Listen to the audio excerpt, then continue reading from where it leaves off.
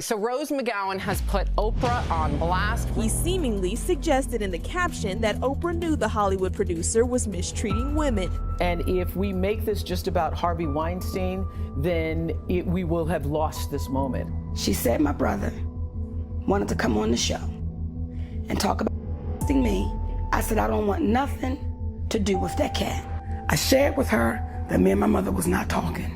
I shared with her I was hurt. I don't need the world seeing how greedy my mother is. So to put our brother Michael Jackson, I'll say try to taint that man's legacy, and he can't defend himself. Who does that? In a sense, Oprah will say what Oprah wants to say to get the interview, you know, and she's done that to our family many times. We were so concerned about what was happening in Maui. This is what you do. The People's Fund of Maui. Let's get into it.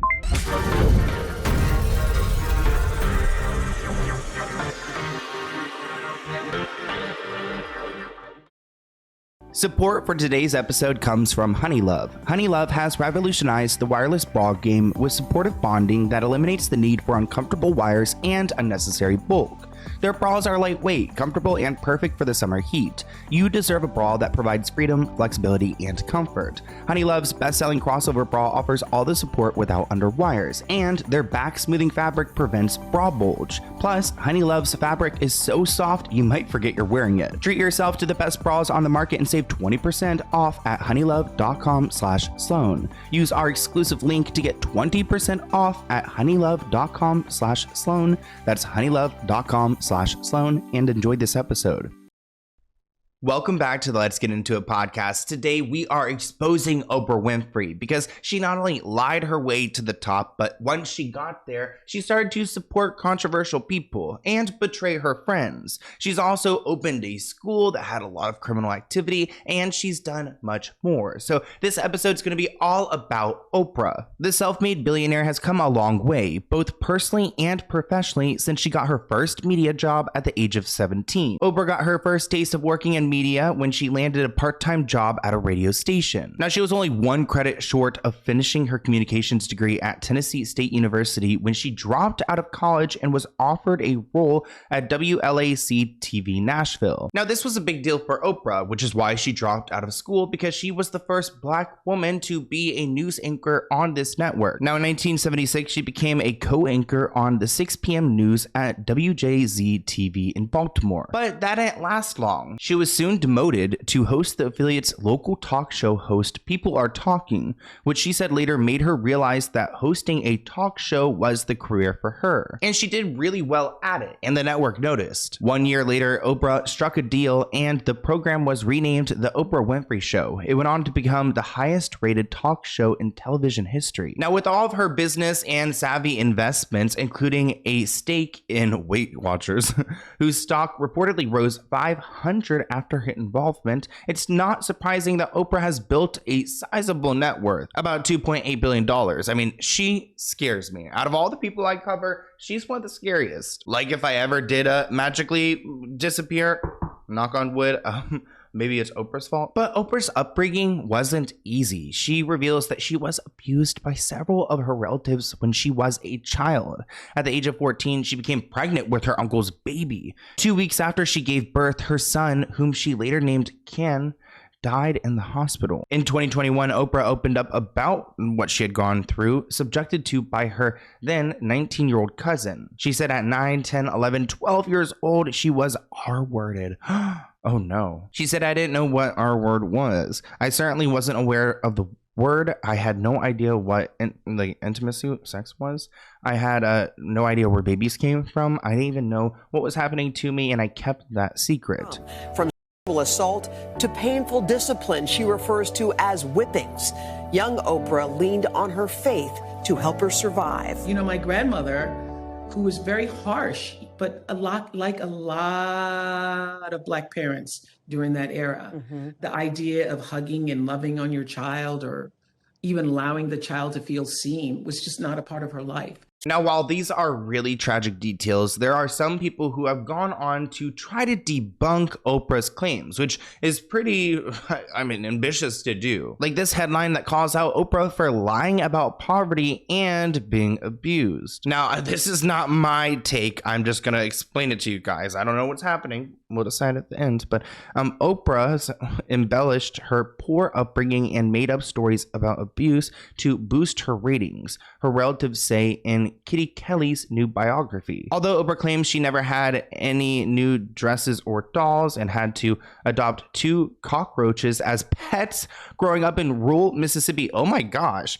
her cousin contends that she was actually spoiled as a little girl. Quote, where Oprah got that nonsense about growing up in filth and roaches, I have no idea. I confronted her and asked her, why do you tell such lies? And Oprah told me that's what people want to hear. The truth is boring. Ooh, wow. Manipulation 101. That's a big part of Oprah's brand is manipulation. She tries to portray herself as some holy figure that has survived so much and is so deserving of where she's at and so giving. Yet she's still sitting at the same table as some of the most problematic people out there.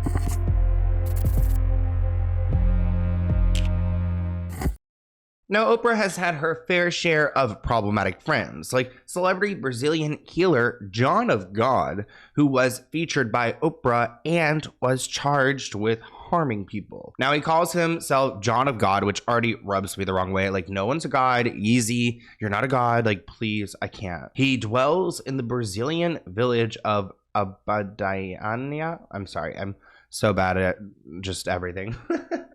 It's an unremarkable countryside transformed into a fanciful spiritual tourist mecca for his believers, where everybody wears white and waits in line for a moment with the celebrity healer they've come to see. 60 Minutes did a special about John of God, and here's a little bit more about him. He calls himself John of God, but there's nothing godly about him. Thousands of people flock to him, hoping for a cure to their pain, but leave fleeced of their money.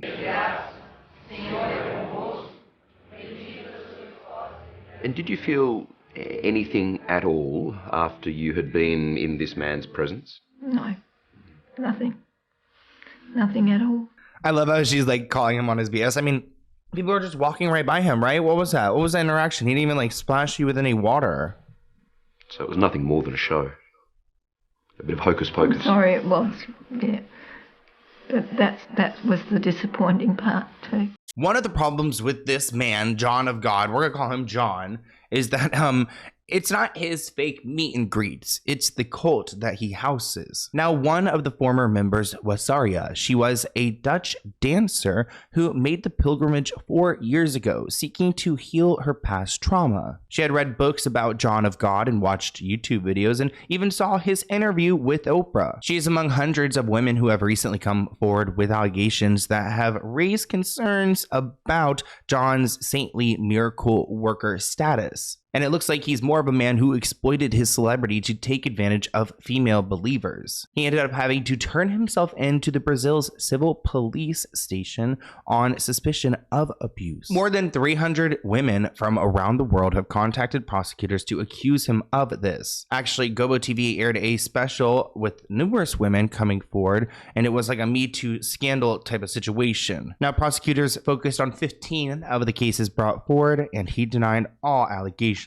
Someone you guys have definitely heard of before is Harvey Weinstein. Like, while we're talking about Me Too, let's talk about Harvey. Oprah and Harvey have had a professional relationship that stretches back 2 decades. There are many photographs of her kissing and hugging the mogul at award ceremonies and events sponsored by the Weinstein Company. She has starred in and produced movies that his company has distributed, including The Butler and The Great Debaters. He has been accused of harming over 80 women. Actually, one, in fact, named Oprah Winfrey, saying that in 2014, she was brought into his hotel room and he used his relationship with Oprah Winfrey to groom his victim. The victim claims that she was impressed by Harvey when they met in London because he had Oprah swinging off his arm. She said, quote, I thought obviously this man has something amazing in store for me. She alleges that she met with Harvey in a hotel room to show off her reel, but he just wanted to use her for her body. Took hold of me and pretty much forced me to walk with him to the bathroom, where he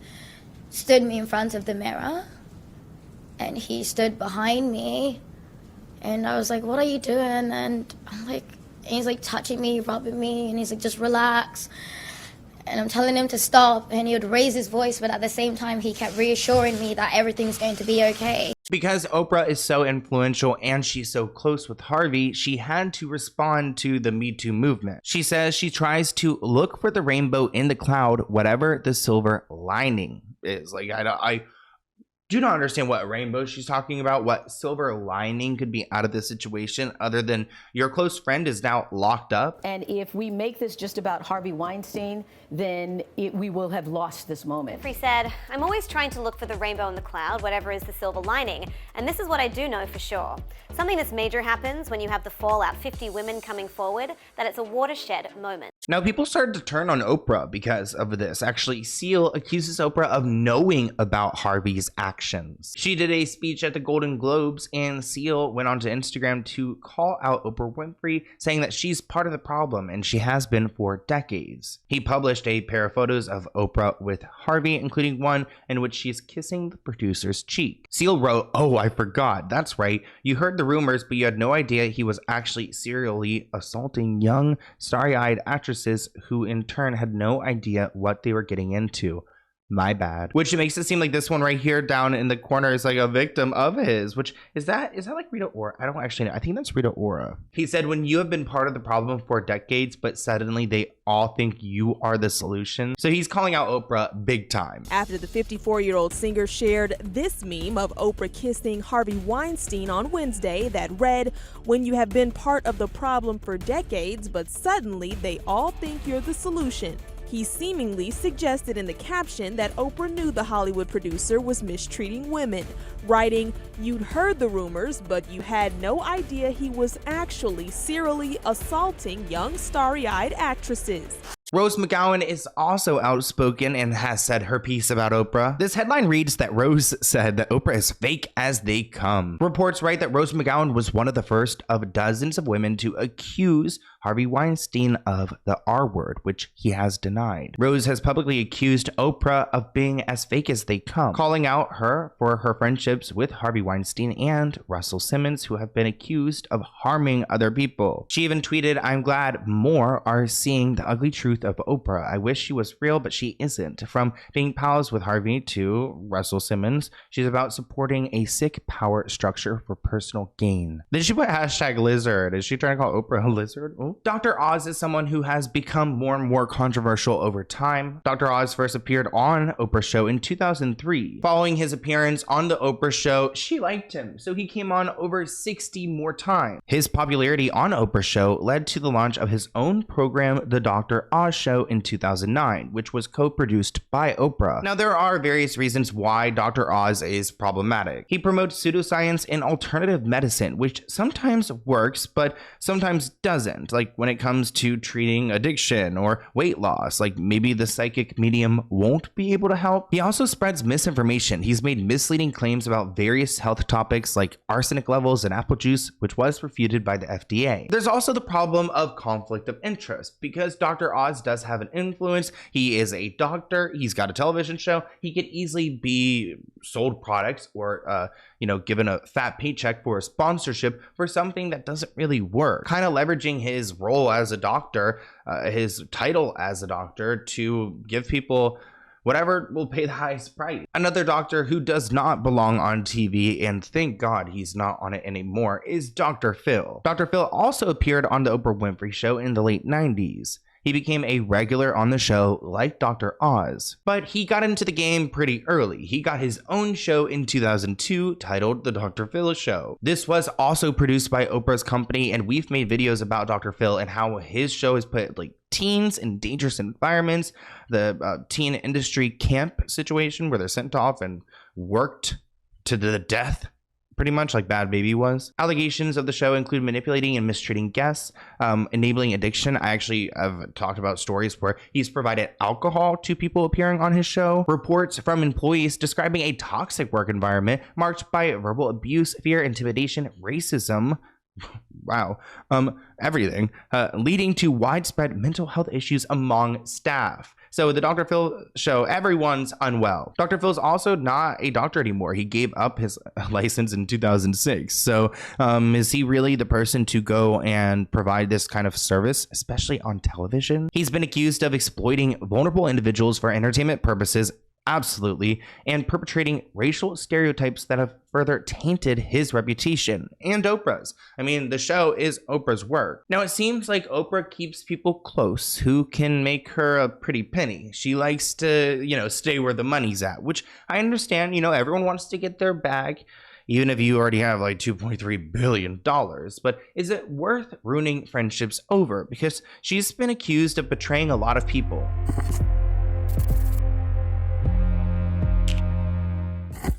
Now, the bad blood originally started with a press tour and Oscar campaign for Precious back in 2009. MoNique claims that Oprah, who served as a producer on the film along with director Lee Daniels and fellow producer Tyler Perry, advised her to go to the Cannes Film Festival in support of the movie. MoNique claims that she wanted to spend any downtime she had on this trip, I guess with her family or in general, but she got some pushback from everyone else, and that actually got her a label she's not happy to have, which is that she's difficult to work with. But that's not MoNique's biggest criticism of Oprah. In 2010, a month after MoNique won the Oscar for Precious, Oprah had MoNique's brother on her talk show, which, if you know MoNique has really bad feuds with her family, especially her brother. MoNique has been vocal about her brother Gerald, who had molested her when she was a child. In an interview, MoNique was quoted saying that Oprah did call her to ask her if it was okay to have him on the show. MoNique was quoted saying that Oprah said that Gerald wanted to apologize for harming me when I was a kid. He was going to let her audience know how parents can watch out for predators because he preyed on his own sister. Ew. I gave her my blessing to have him on the show. Despite that, I told her that I didn't want anything to do with it. She said my brother wanted to come on the show and talk about him molesting me, and he wanted to tell other parents how to look out for molesters. My brother Gerald is a charmer, so my mind thought was, because she said, do you want to come on? I said, I don't want nothing to do with that cat. But it wasn't just her brother, it was her entire family. In shock, MoNique was forced to sit back and watch her mother, along with her other family members, dismiss the level of abuse that she went through as a little girl. MoNique said she never talked about her mom being there and having her mom go on there and say, oh no, MoNique wasn't harmed or whatever, and try to defend her brother on this platform, especially when she just won an award for a movie with Oprah. There's a lot of attention on Oprah, especially when it involves MoNique's family. I shared with her that me and my mother was not talking. I shared with her we were in a really bad place. I shared with her I was hurt and, trying to figure this thing out. She never said my mother was coming on that show, because had Oprah Winfrey said, I'm gonna have your mother, I would have said, shut it down. I don't need the world seeing how greedy my mother is. You could just tell how hurt MoNique is by that situation. But nobody's off limits. In 1993, Oprah interviewed Michael Jackson, which is such an honor, but it's really disrespectful. The interview was supposed to improve Michael's public image, as he denied many tabloid rumors and opened up about his personal life. However, some fans felt Oprah betrayed Michael by asking him intrusive questions and challenging his answers. Before the interview, Oprah and Michael were pretty close. At least they were friendly enough that Michael felt comfortable enough to invite her over to his home, because at this point he was trying to keep everyone out. He thought that he could trust her and that this would do him justice, but it didn't. Oprah asked Michael about his romantic life, whether he was a virgin, asked if he was dating Brooke Shields, but he refused to answer anything or about his virginity.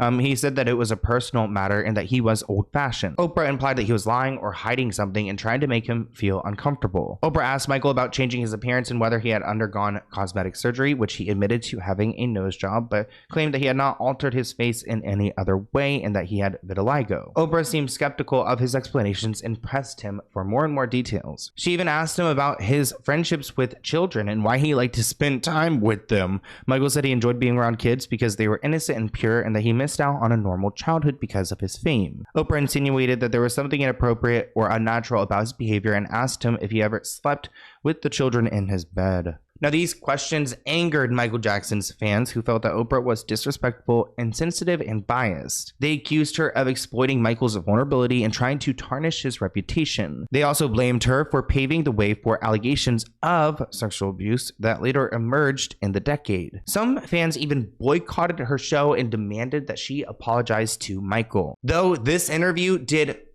chef's kiss wonders for her career. There's a reason she did it. The groundbreaking interview did wonders as she got a whole new wave of people watching her talk show. It also gave her much needed credibility. This began her wave of doing high profile interviews and having really exclusive guests on. But she wasn't done with Michael just yet. When he was in the throes of his high profile trial for allegations of molestation in 2005, the topic was big. Oprah took the opportunity to discuss the impact of this abuse on several of her shows. His brother Randy actually revealed that the last straw for Michael was when the jury was deliberating on his fate. Oprah Winfrey chose to up her ratings by broadcasting a show on liking children. It was clear to Michael that Oprah was just like any other clout-chasing journalist looking for a story, and therefore she could not be trusted ever again. Having shared her own experience of being harmed as a child while taping her show, Oprah had become somewhat of an outspoken activist for change to protect children and exposing what she considered a national epidemic. Even after Michael Jackson died, she was not through with him. She did a special about Michael Jackson in 2019 titled After Neverland, which featured a lot of his alleged victims. So she really turned on him for good. Interesting to see that she will go off and make a documentary about Michael Jackson and promote that, but won't promote anything that's against her friend Harvey Weinstein. He's been gone for over 10 years. And not only is he gone, he was found not guilty. He was found not guilty. So to put our brother Michael Jackson and to, I'll say, try to taint that man's legacy, and he can't defend himself. Who does that? At the beginning of Oprah's Neverland special, she turned to the three men she was interviewing before saying, "We're all gonna get it," meaning that they would become targets for his loyal fans and the Jackson estate, who had already filed a $100 million lawsuit to prevent the film from airing. As predicted, Oprah experienced an onslaught of criticism online for her alliance with Michael Jackson's victims. Those close to Michael claimed that she was simply choosing to ignore facts and giving legitimacy to their claims through her association. Because she had been around Michael before, it looks way more legit when Oprah's behind them. It's not like Oprah's standing behind Harvey Weinstein's victims, and he actually was convicted for those crimes. The Jackson family are not fans of Oprah Winfrey. Here's a clip of them talking a little bit more about her. In a sense, Oprah will say what Oprah wants to say to get the interview, and she's done that to our family many times. And so we have a different view of Oprah than everyone else does in that sense, because, we've been hurt by her many times in the past. Now let's move on to one of Oprah's worst scandals, her school. Support for today's episode comes from Honeylove. If you're tired of uncomfortable bras, Honeylove is here to change that. Their revolutionary wireless bra provides incredible support without the need for underwires. The crossover bra is a fan favorite, offering support and comfort with a touch of sexy mesh detailing. Plus, Honeylove's back smoothing fabric prevents any bra bulge, so you look and feel your best. Now, for those more relaxed days, try Honeylove's V-Bra. It offers a traditional bra support without the underwire, lifting and separating for a flattering look. Honeylove also has incredibly comfortable shapewear, tanks, and leggings for everyday support. Pair your V-Bra with their versatile leggings for the perfect combo. And don't forget their shapewear, perfect for any occasion. Honeylove is empowering women with bras that provide comfort and confidence. Get 20% off your entire order at honeylove.com/Sloan. Use our exclusive link, honeylove.com/Sloan. After your purchase, let them know we sent you. Elevate your comfort and style with Honeylove today. That's honeylove.com/Sloan. Enjoy this episode.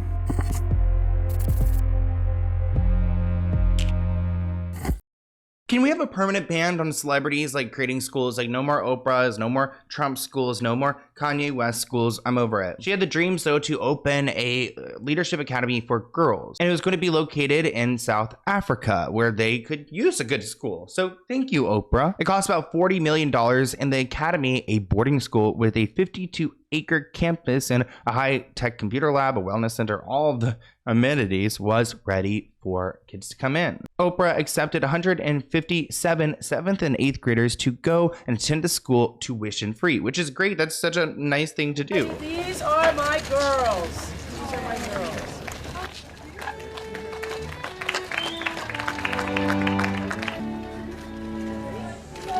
Oprah, look up and look out, man.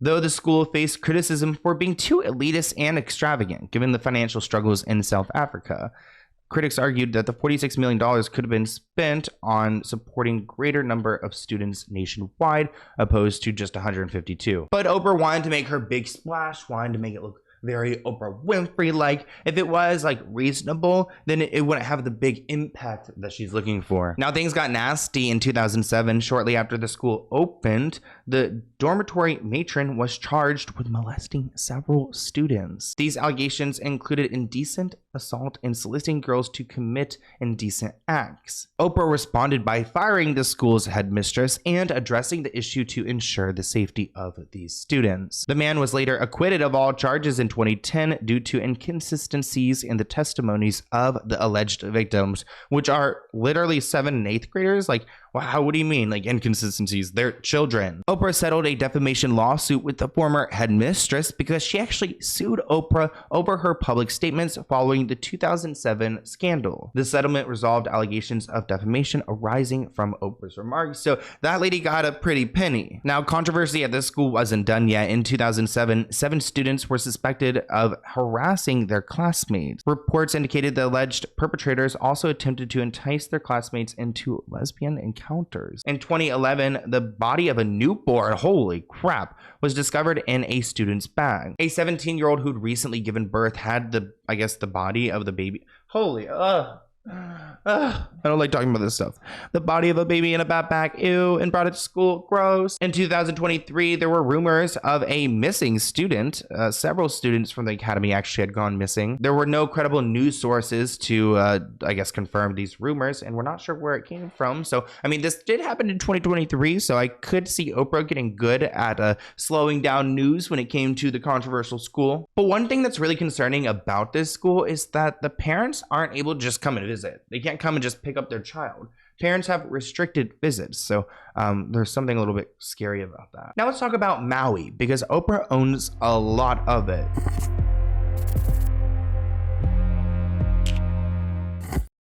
I'm actually going to be in Maui. Today's July 30th, but I think, is there a 1st or a 31st? I don't know. But tomorrow I'm going to Maui. I think this podcast will be out a little bit later, but I'll be in Maui on the ground investigating Oprah. But she launched the People's Fund of Maui, which is an organization which was intended to help adults displaced by the deadly wildfires that happened in Hawaii. Now, it wasn't just Oprah, because Oprah and Dwayne "The Rock" Johnson also joined to put together this fund, which in reality they could like rebuild Maui and make it even bigger. Like, why am I going to go and donate like money directly to a billionaire and anticipate that it's all going to be used in the right way? According to their Instagram post, every adult resident who was displaced by fires in this area is eligible to receive $1,200 each month from the fund, which, I don't know. Hawaii is expensive. That is not enough to live. Now, they both kicked off their campaigns with $10 million in donations, and they asked others to contribute further. But I mean, Oprah's got more than just 10 million. She could easily front. I mean, I don't know her financial status right now. Maybe she spends it all. Is that why? Did she spend all those billions of dollars? How do we help? What do we do? Can we create something? Do we support something that's already in place? And in this time of need, you want to take care of the greatest need of the people, and that's giving them money. We have put $10 million to start the fund of our own money, and are looking forward to the help of every person who called me and said, what can I do? This is what you can do. It's cringe. And after announcing this fund, they got a lot of criticism because people were asking them to contribute more. Oprah has $2.5 billion at this point, and Dwayne "The Rock" Johnson has $270 million, which means they contributed less than 0.5% of their total wealth to the fundraiser. So literally Trump change. It's like if I want to give you like what's something I have cheap around here? Just like a water bottle. It's not even Stanley. Like it's not even a Stanley one, and this would be me giving you my water bottle that was like actually on sale at Ross or something. A lot of people called it out for what it is. It's tone deaf. But you see, people were very upset with them for even asking for donations, basically calling them both out as a billionaire and millionaire. And basically people are telling them to just donate themselves, because everybody who is not named The Rock or Oprah are currently struggling just to survive and afford basic necessities. Some commenters questioned why they did not, as wealthy celebrities, just donate more instead of asking poor people to give up their money. Granted, we love a good movement helping people, but Oprah owns a lot of Hawaii, so give back to the people you've already taken from. This person wrote, "You guys make more in a day than I'll have in my lifetime." Another person wrote, "Skipping the electric bill for groceries this week, but you two got this." Another person writes, "This is disgusting. Ask other celebrities, not people who are living paycheck to paycheck." Oprah discussed the backlash in an interview on CBS, saying that she had been terrorized and vilified online. She really did not take any accountability at all, just kind of called it all attacks and conspiracy theories, which, you know what?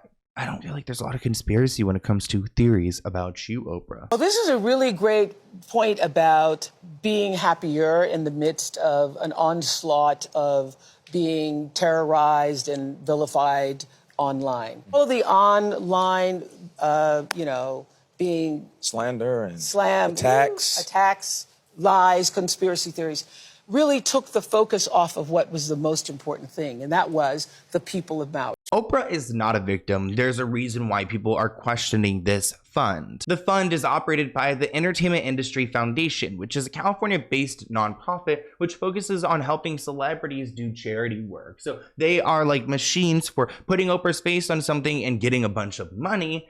And I'm sure this organization has to pay their employees. Like, a nonprofit's not really always a nonprofit. You know what I mean? I used to live in DC and work around all these lobby firms and nonprofits and things, and they make plenty of money. They just won't report it. Like, oh, if you, I think ultimately you want to report no revenue created. So I don't know how the laws work in Hawaii or California, but in some cases you could just oh, we made some money, let's go and just give you a bonus, or your salary just ended up going up $40,000 miraculously. Now, Ray Vega, a person who lives in Maui and who was displaced, said that he and his girlfriend had registered with the fund at the same time. She was approved and received a payment. His application was held because he still had a mainland ID. Oh, so because his address was, I guess, still technically on the mainland of America, United States, he found himself in trouble. Allie Grimes and her partner, a firefighter, faced similar delays. While her partner got his payment, Allie only recently learned that she will get her first payment the next round. She says the process, one she repeated multiple times for federal and private assistance,